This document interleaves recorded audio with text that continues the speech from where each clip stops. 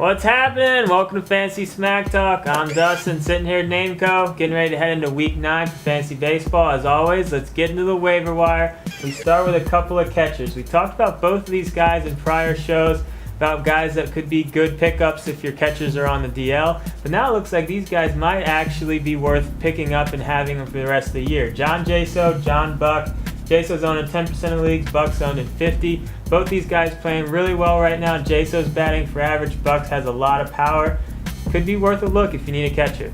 And I'm going to talk about a couple of outfielders and one first baseman, and we're going to start off with Chris Young, owned in 75% of leagues.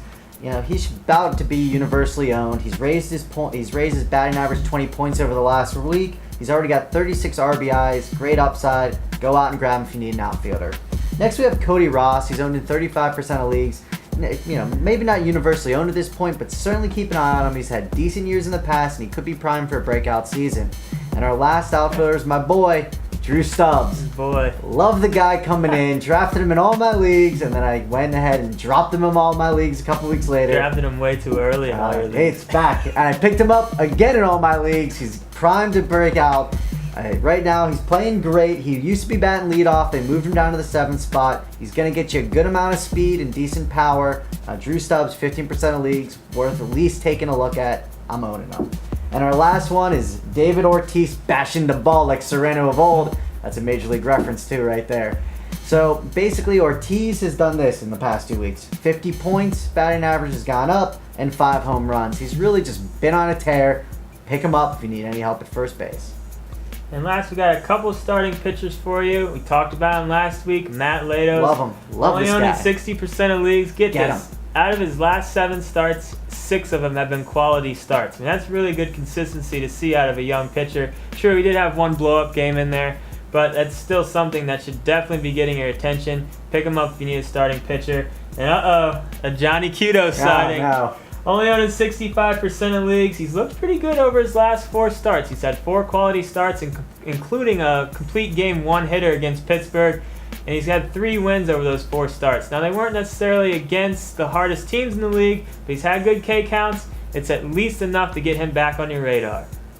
Next, we're going to get into a little rapid-fire buy low, sell high. Brent, we start with Justin Morneau. He's playing out of his mind right now. Go ahead and deal him. I mean, this is Dustin's boy, and even he'd trade him right now. He's playing ridiculous. He's not going to keep this pace up. I would see what you can get for him right now. Vlad Guerrero. If you got anyone living in 2005 still, before his huge drop-off, try to deal him to that team. I mean, he's playing great. He's a very, very sell-high candidate right now. Paul Konerko. I mean, there's just no way this guy is going to continue leading the league in home runs and playing as well as he is. If anyone at all in your league needs a first baseman, deal him immediately. Felix Hernandez. Now, he's a buy low candidate right now. You know, coming into the year, we have really high on him. He's been pitching a little bit better as of late, so go ahead and try to get him now before he has a couple more quality starts. Dan Herron. Very similar to Hernandez, definitely a buy low candidate. Hasn't been playing that great as of yet, but we're really feeling he's going to turn it around, and again, a buy low candidate. All right, Dustin, couple for you. Gordon Beckham.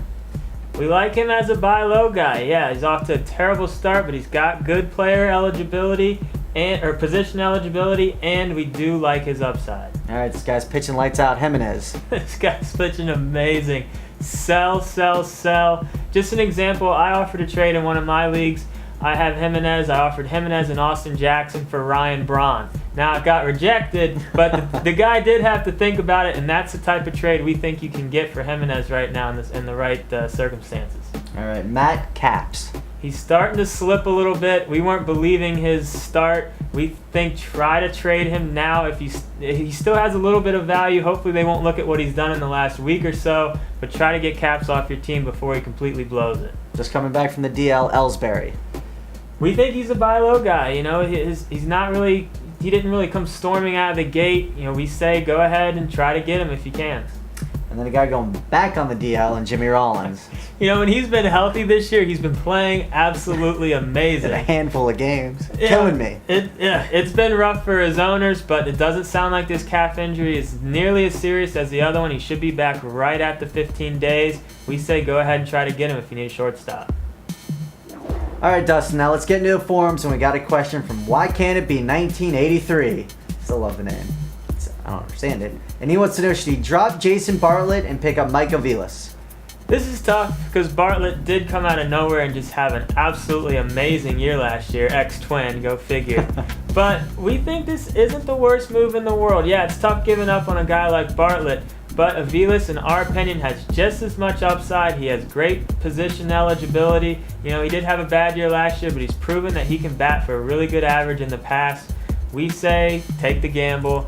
We don't, you know, worst case, Bartlett comes back and has similar numbers, but there's no way he matches his numbers from last year. Not a chance. That's it for this week's show. As always, get in our forums if you got any questions. I'm Dustin. This is Brent. See you next week.